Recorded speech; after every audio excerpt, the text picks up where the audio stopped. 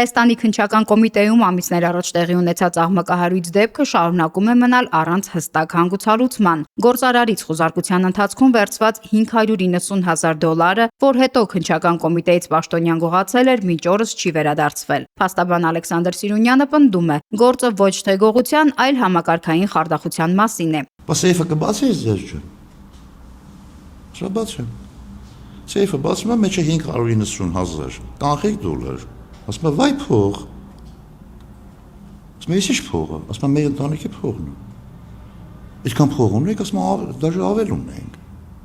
30 տարի բիզնեսով ենք զբաղվել, արտասահմանում եմ աշխատել, սովետ, ոչ պատմում է, նորմալ կյանք պատմում է։ Բայց ջան, ես փողը պիտի տանենք, ասում է տղա ջան, ասում է ես ճիշտ ասած իրավաբան չեմ, շինարար եմ։ Բայց ոնց որ թե փողի մասին չկա քո դատարանի որոշման մեջ։ Ըստ փաստաբանի քննչական գործողություն անելիս դատարանից գումարն արգրավելու թույլտվություն չի եղել, բայց այնուամենայնիվ գործարարից վերցվել է շուրջ $590,000։ Ձյազ ջան, փողի մասին չկա, բայց դες մի հատ կարգ կա, տանենք ստուգենք հետ բերենք, խափում են փողոցային ջեպկիրի պես խափում։ Այն երիտասարդական մետրոյի մոտ որ կանում ասում են մի րոպե կտա զանգեմ ու փախնում հեռախոսը ձեր, այդ ինչ։ Անցնում են ամիսներ, սակայն գումարի ճակատագիրը մնում է անհայտ։ Քննչական մարմինները ոչ միայն չեն վերադարձնում այն, այլև չեն կարողանում հստակեցնել, որտեղ է այն պահվում։ Անցել է 8 ամիս փողը տանելուց։ Ասում ենք դու կտես փողի վերաբերյալ գործ ունեք ձեր մոտ։ Ասում է չէ։ Այնքան միամիտ, նա ուզում էի ասեի, ինչ միամիտ մարդ, հա, բարձ ասում է դատարանում, ասում է չէ։ Ասում ենք իսկ այդ փողը որ տարել եք, բանկ հանձնել եք, ասում է չէ։ Դեմ այսինքն կոմոդ սեյֆում է դրած, ասում է հա։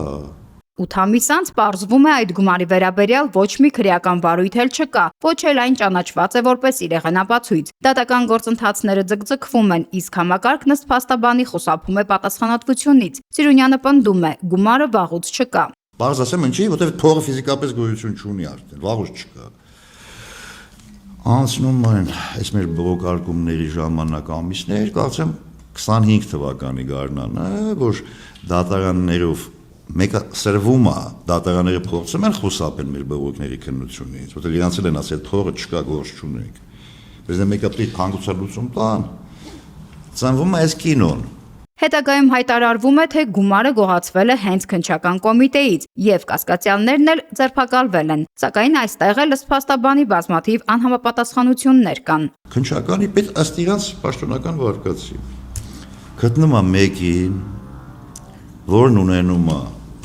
հələ փորձեք Դեյվիդ Կոպերֆիլդին էլ ներգրավեք, հələ փորձեք այդ քննչականի շենք մտեք։ Ըստ նրա, գումարը գողացած անձնավորությունը 2 պլաստիկ քարտ է ունեցել, որով հնարավորություն է ունեցել կոմիտեի շենք մտնել։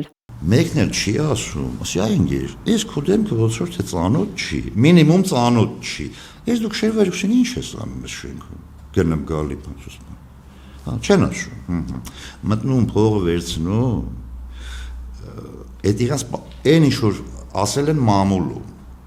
Լսում էի ուծի ծողում։ Նույն գործով մեղադրյալներին դատապարտել են 4 տարվա ազատազրկման, սակայն գլխավոր հարցը դեռ մնում է բաց, որտեղ է $590,000։ Հիմա սպասում ենք դատավճռին, որտեղ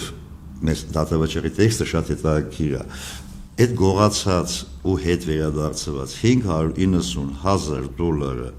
այս դատարանը ինչ որոշեց, իրեղեն ապացույցի հետ ինչ անել։ Փաստաբանն ասում է, հակակոռուպցիոն կոմիտեից $590,000 դատարան չի գնացել։ Գործի մեջ կա նաև հետևյալ կետը, որ քննիչի կողմից իրականացվել է վերադարձված փողի զննում։ Նամակ ունենք, որ քննչական կոմիտեում այդ փողը չկա, իբր դատարան է գնացել, դատարան չի հասել։ Ասես նա թուղթա մի էջանոց, ասում է կատարեցի փողի զննում, զննեցի։ Մեջը $580,000 վերջակետ քննիչ Պողոս։ Օրենքն ասում է զննեցի, բգերի համարները $580,000 համարները հատիկ գրի։ Էլի սա էլ է գրում, ասում է զննեցի 4 կիլո փող։ Բայց ամենակարևորը, քանի որ ինքն էլ այդ թուղթը սարքելուց այդ փողը չի տեսել, մեր նոր քրդատորից գիրքն ինչ ասում է գործողությունները կատարվում են տեսած այնագրությամբ։ Այսինքն կամերան դիլիներ կողքը մենք էլ տեսնեինք։ ինքը զննեց $580,000, 1, 2, 3, 6, 58, 580, զապիսը չկա, ինչը զապիսան են, մարդ փող չի տեսել, դով այդ փողը չկա, Փաստաբանը վստահ է, գումարը պետք է վերադարձվի, անկախ նրանից, որքան ժամանակ կանցնի։ Իսկ մինչ այդ այս գործը շարունակում է մնալ որպես իրավական համակարգի ամենաաղմկահարույց, միևնույն ժամանակ արտառոց պատմություններից մեկը։ Նարնե Ղուկասյան, Մանուել Ստեփանյան, Ռադար Արմենիա։